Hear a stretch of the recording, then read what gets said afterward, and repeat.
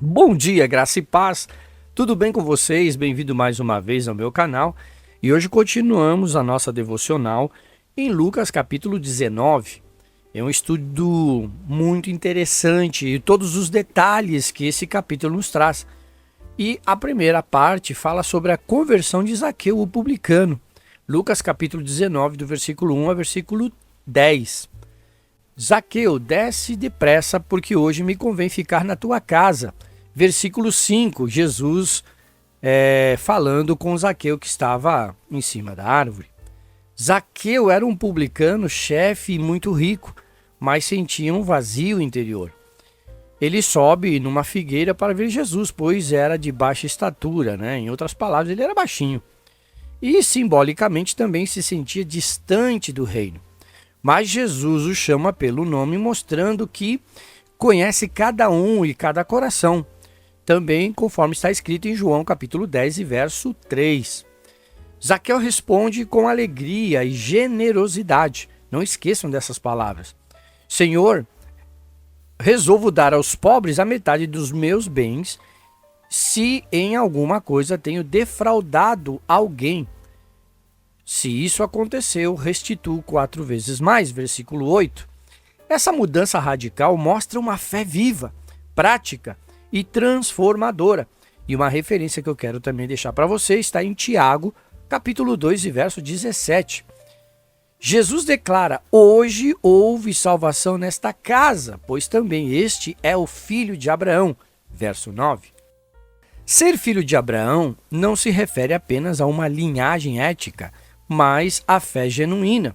Uma referência também eu quero deixar para você estudar na sua casa é Romanos capítulo 4, do verso 11 e verso 12. E então, um dos versículos mais importantes, versículo 10, porque o Filho do Homem veio buscar e salvar o perdido. Glória a Deus. Aqui está o coração do Evangelho. Jesus busca os excluídos, os quebrantados e arrependidos, como Zaqueu. Essa missão repete em Lucas capítulo 5, verso 32 e Mateus capítulo 9, verso 13. A segunda parte desse capítulo 19 temos a parábola das minas ou das 10 moedas. Lucas capítulo 19, do verso 11 ao 27. Porque o reino de Deus, pensavam eles, havia de manifestar-se imediatamente. Versículo 11. Diante dessa expectativa de um reino político imediato, Jesus conta uma parábola.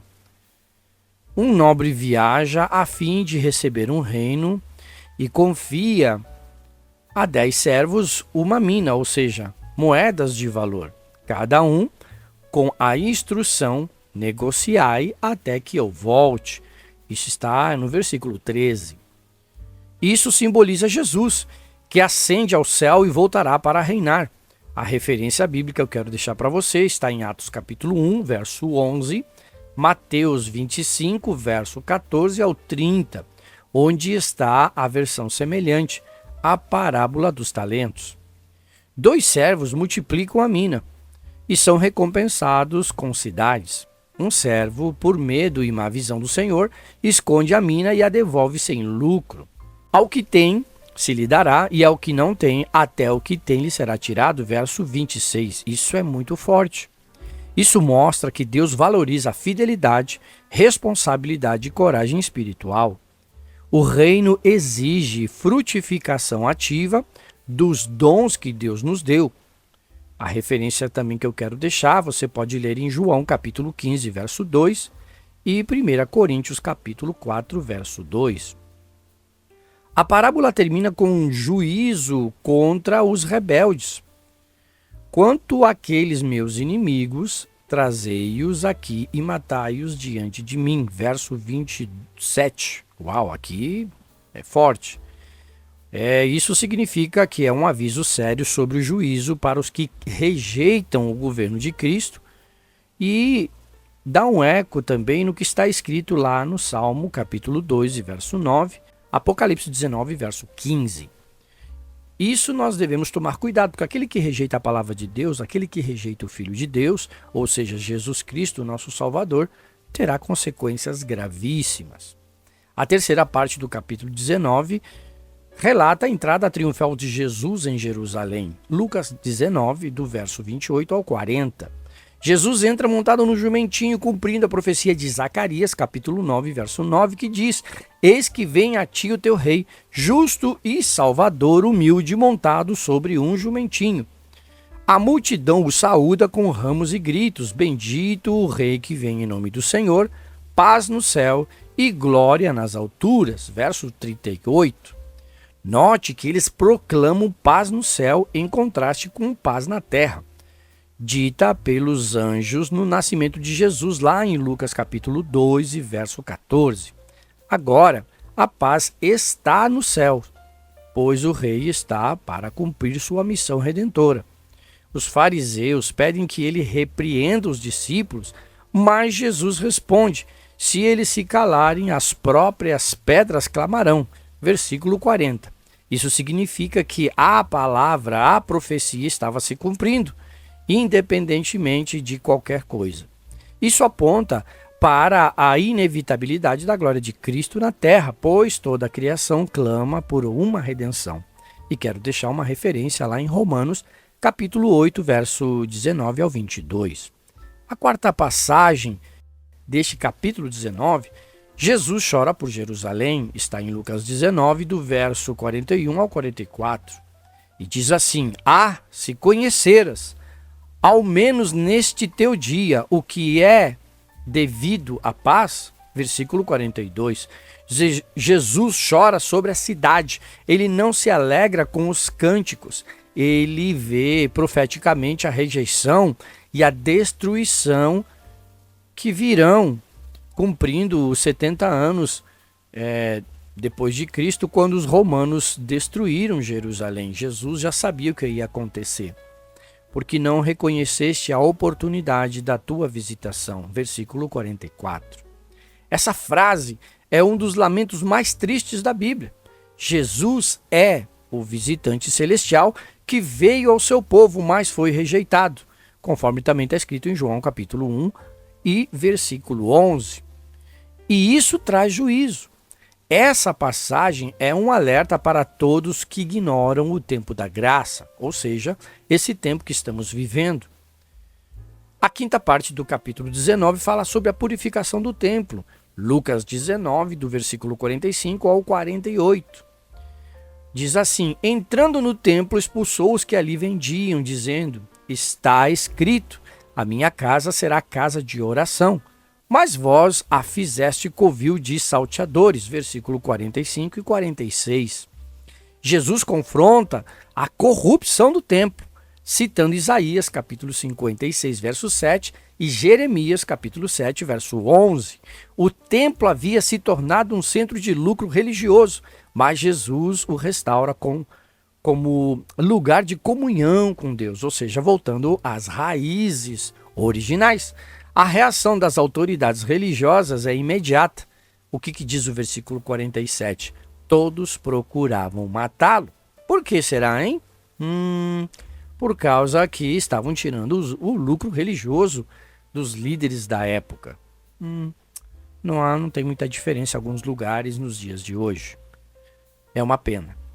Mas o povo escutava com atenção, a Bíblia diz, a mensagem de Cristo, pois havia autoridade e verdade em suas palavras. E a referência que eu quero deixar está em Mateus capítulo 7, verso 29. Ou seja, a autoridade de Jesus em suas ações, em suas palavras, ou seja, a veracidade e a unção do Espírito Santo convenciam as pessoas a entregarem a sua vida a Ele e seguir os seus passos. A conclusão que podemos chegar que Lucas capítulo 19 é um retrato intenso da missão de Jesus nesta terra. Ele busca e salva o perdido, como Zaqueu. Encoraja seus servos a multiplicarem os dons enquanto o reino ainda está em segredo.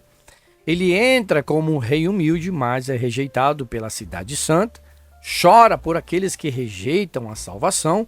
Purifica o templo, preparando o caminho para o novo e vivo acesso ao Pai, que ele mesmo abrirá com sua morte.